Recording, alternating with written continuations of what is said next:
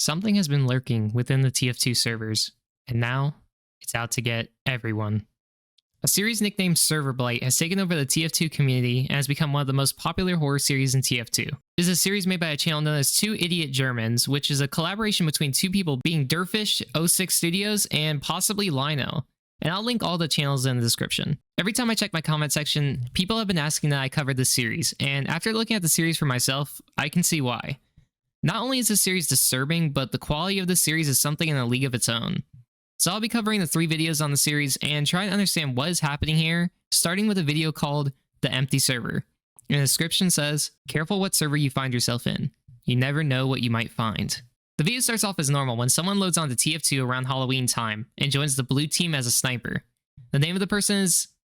yeah, I'll just call him Richard for now. He joins and normal TF2 banter ensues. Something you can tell is automatically off with the server due to the user joining and he cannot see anyone else in his match. When he does find someone, it's a spy on the red team who jumps off the map and leaves the match. So, the average spy main. I am the spy.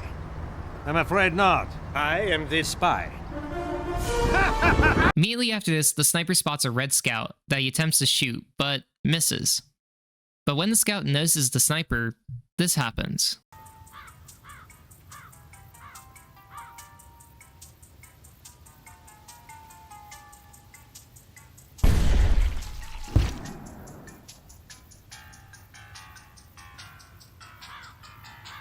The scout just looks at the sniper through the scope, and the scout just nods his head as if he is asking to be game ended. A person in the chat named Gillysuit keeps sending the message in the game, which is KYS.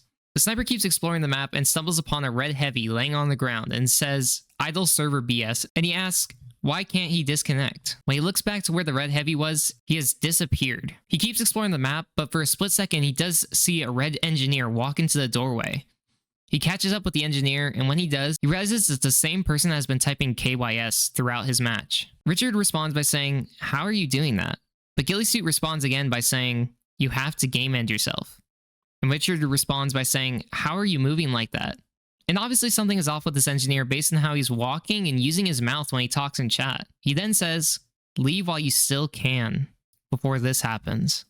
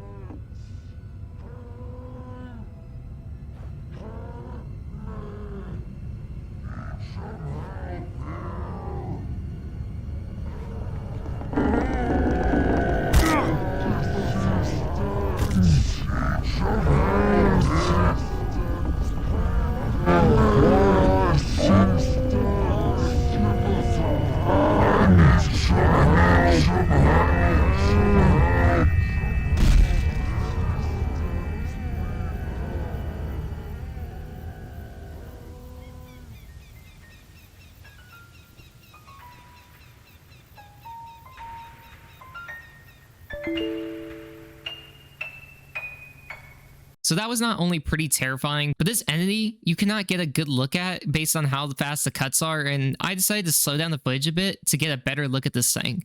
And I realized that this thing is not only the heavy turned into some disturbing being, but the amalgamation of multiple TF2 mercs, such as the heavy, soldier, and engineer, and probably more. I can't be sure now if this thing has assimilated with multiple soldiers or if it's just similar to that of a mimic trying to copy the look of multiple mercs, because we see that it doesn't do so perfectly, with the heavy having 6 fingers when we first see him. It also seemed to only have mimicked the red team's players, and not any of the blue team, which I find odd. And of course, we don't know the exact goal of this creature yet. One last thing to note is when the sniper jumps off the cliff and disconnects, we see a Half-Life 2 error screen and a version of a Windows 7 error, I believe. So this definitely takes place between 2009 and 2012. So with all that in mind, let's move on to the next part titled The Empty Server, Migration, with a description saying, "Don't trust everything you see in Team Fortress 2. Some things only pretend to be players." We start the video off right back from when we left, with Richard falling off the cliff and disconnecting. With this, we pan around the map until the engineer shows himself. The person from the last video, Gillysuit, saying, "I'm having so much fun," which automatically tells you that the engineer from the last video is a mimic now. The engineer we were watching says, "Good for you." He walks to the waypoint and he starts to build his turret, and Gillysuit says the phrase again, I am having so much fun, multiple times, flooding the chat like an average TF2 bot.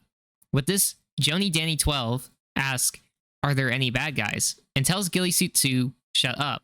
Suddenly, the engineer, Joni Danny, starts running at full speed. And another thing to add on top of this, in a little detail I thought was interesting, was the engineer is wearing what people in TF2 call the new player fit, aka the black top hat and the pyrovision glasses. Probably because they haven't started their TF2 gambling addiction yet. He runs across the map until he comes across Ghillie Suit, and he sees this.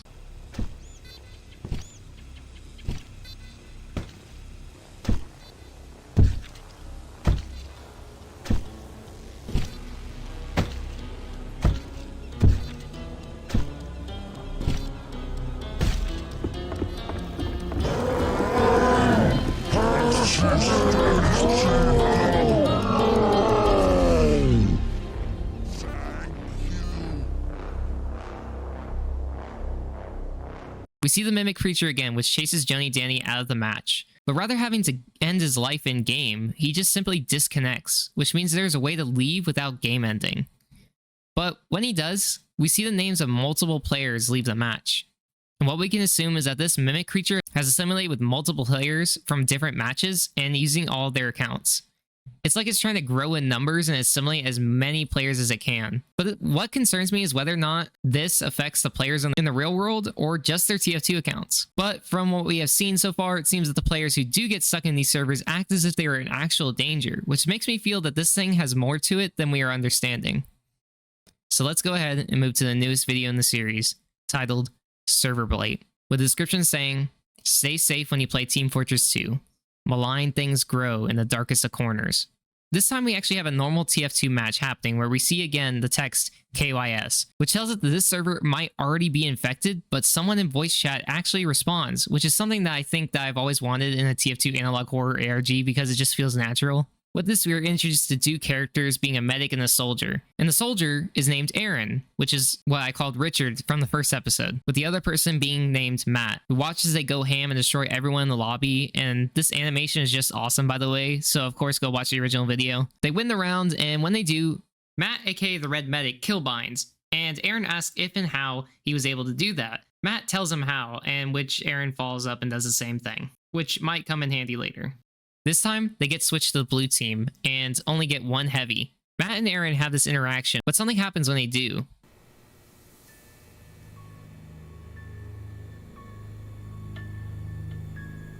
Aaron? You good? What? Didn't you say... Someone who just joined? What do you mean? Okay. What the fuck? Why can't I leave? I can't. What the fuck? Who is this guy? So we see that Ghillie Suit has joined, but because of this, not only can they not leave their game, but they also cannot killbind or anything like that. They talk to their heavy and ask if he's with them, and he says, "We go together." So starting off, something already seems off with this heavy. They push the point and notice that no one is there to stop them, but the red team is full. After this, Matt notices a red scout and he chases him down, which makes Aaron kind of wary of doing so. But when Matt kills the scout, we can see the name is Directions, the name of the scout from the first episode. Something already seems off with Matt as he's already weirded out, and they then push the payload further and Matt hears a noise and Aaron asks Matt to check it out for him. And when he does, we see this.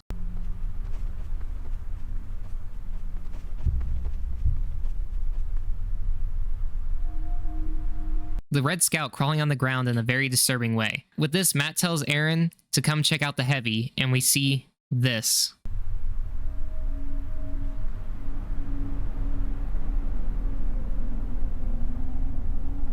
Yo, heavy.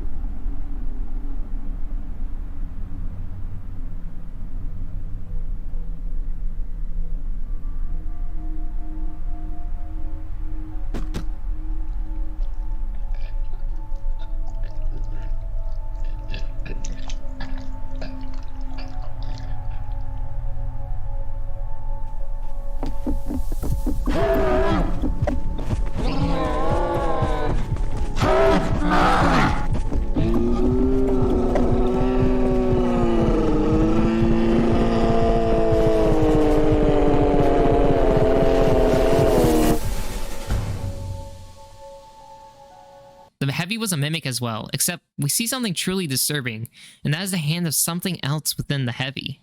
As if he's being puppeteered, which means that rather than this thing just mimicking the mercs in TF2, it is using their bodies and accounts as a suit of some sort.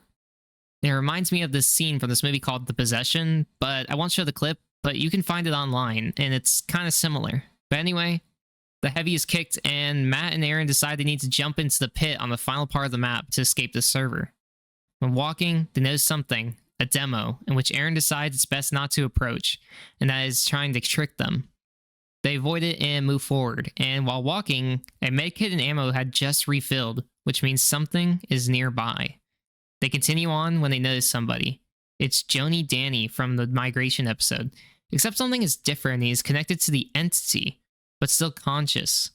So we can see that even though he's left the server the last time, it most likely either followed him or latched onto him before he did leave.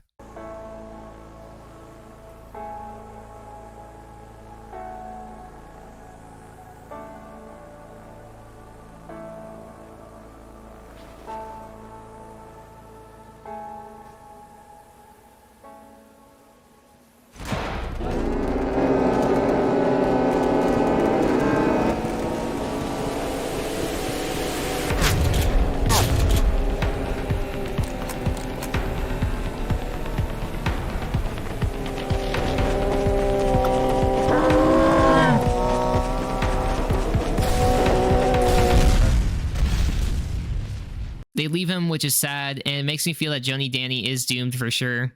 They get chased away by the mimic of the demo before Aaron shoots him, but when they run away, the body is dragged away as well. Aaron feels that the body of Joni Danny was bait, which could mean that he is already assimilated with the creature, but I feel that it's possible they still retain some consciousness, or if not, then what we saw of Joni Danny is the last thing that happened to him before he was taken over, and it was just playing it again to trick them. But as he says this, we see this. What?